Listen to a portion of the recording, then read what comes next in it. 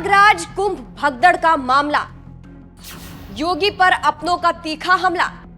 BJP विधायक नंद किशोर गुर्जर ने बोला हमला। चीफ सेक्रेटरी पर हत्या का केस दर्ज हो विधायक। बीजेपी विधायक के विरोध से मचा हड़कंप। जिसके घर पे मीटर की रीडिंग 600 से कम है उसको बिजली का बिल 0 आएगा। मेरा बिजली ਦਾ ਬਿੱਲ ਪਹਿਲਾਂ 1 ਸਾਲ ਪਹਿਲਾਂ ਆਵਾ ਤਾਂ ਤੇ ਹੁਣ ਵੀ 1 ਸਾਲ ਹੋ ਗਿਆ ਵੀ ਆਂਦਾ ਨਹੀਂ ਹੈਗਾ ਜਦ ਆਹ ਭਗਵੰਤ ਮਾਨ ਦੀ ਸਰਕਾਰ ਬਣੀ ਆ ਜੀ। ਮੁੰਡਾ ਸਾਨੂੰ ਛੋਟਾ ਕਹਿੰਦਾ ਪਿਛਲੀ ਵਾਰੀ ਬਿੱਲ ਕਿੰਨਾ ਆਇਆ था माँ 3500 रुपया कहना ऐतकी 0 आया। माँ फिर ऐसा मुख्यमंत्री पूरे इंडिया में बनना चाहिए।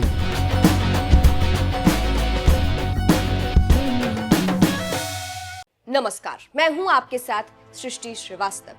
जिस कुंभ को लेकर योगी आदित्यनाथ देश का पीएम बनने का सपना पाले थे और 2027 में यूपी की जंग जीतने की तैयारी की थी, वो सपना चकनाचूर हो गया है और कुंभ का विज्ञापन वाला दावा का भंडा फोड़ हो गया है और कोरोना की तरह कुंभ भगदड़ के सबूत मिटा रहे हैं।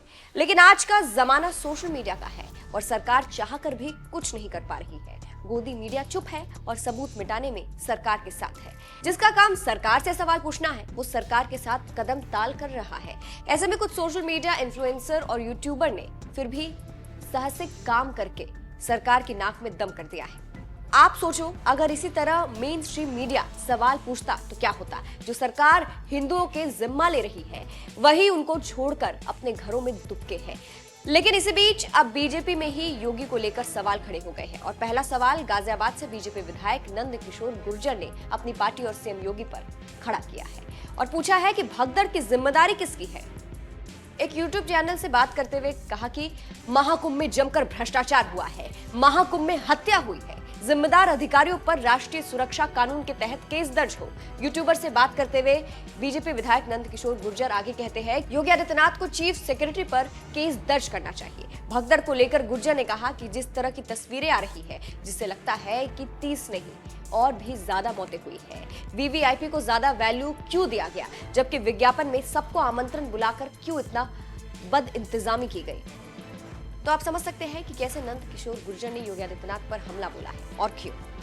जानकारी देते चले कि विपक्ष के नेता राहुल गांधी और समाजवादी पार्टी के नेता अखिलेश यादव ने जिस तरह से हमला बोला है उससे बीजेपी और योगी आदित्यनाथ बैकफुट पर है और कुछ सूझ नहीं रहा है उनको। इसके साथ ही साथ आज भी अपनों की तलाश में परिजन भटक रहे हैं लेकिन कोई पूछने वाला नहीं है। इसके साथ ही सड़क परिवहन व्यवस्था इतनी लचर है कि अभी भी लोगों को जाने में दिक्कत हो रही है और लोग काफी परेशान है।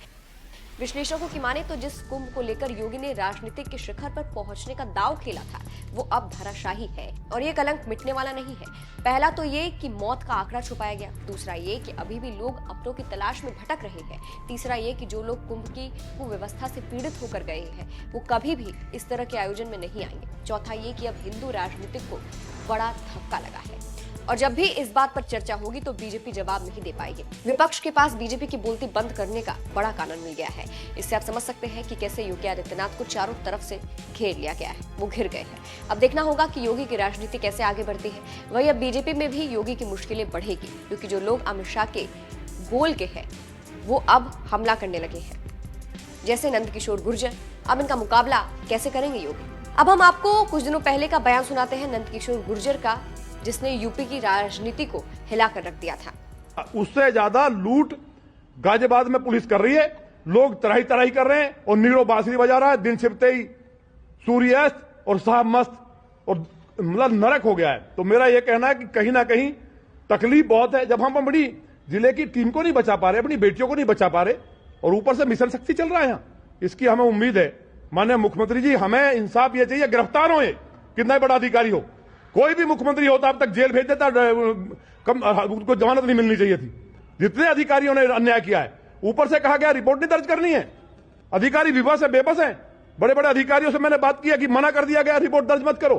मेरे जिले की महामंत्री का रिपोर्ट दर्ज नहीं होगी, ईट से ईट बजा दूंगा मैं इस जिले में। अगर यह सरकार मेरी ना होती, सपा की होती, तो अधिकारी कितना बड़ा मुख्यमंत्री होता, घूस भर देता घर में मैं मुख्यमंत्री के में। लेकिन विधायक जी अपनी सरकार में तो ज्यादा सुनवाई। अरे भाई, जो हो रहा है अब देख नहीं रहे, ऊपर बता रहे साहब रामराज चल रहा है। ये नरक जो हो रहा है, ये महिलाएं सब रो के गलत कह रही हैं। 4 बेटियां सुबह आई, जबरदस्ती घर में घुस के बलात्कार हुआ है, चक्कर काट रही हैं। मैंने फोन करके 2 बार भेजा लिख के, कोई नहीं सुनने को तैयार है। मतलब कमाल हो गया है। 18-18 साल की बेटियां, 16 साल की। एक बारात आई, इन्हीं ने, मुस्लिम लड़कों ने बारात के दूल्हे को मारा, पूरी बारात को पीटा, सर फोड़ दिए। उसमें मुकदमा दर्ज हुआ क्योंकि वो अफीम सट्टे का काम करते हैं, वहां से पुलिस का काम चल रहा है।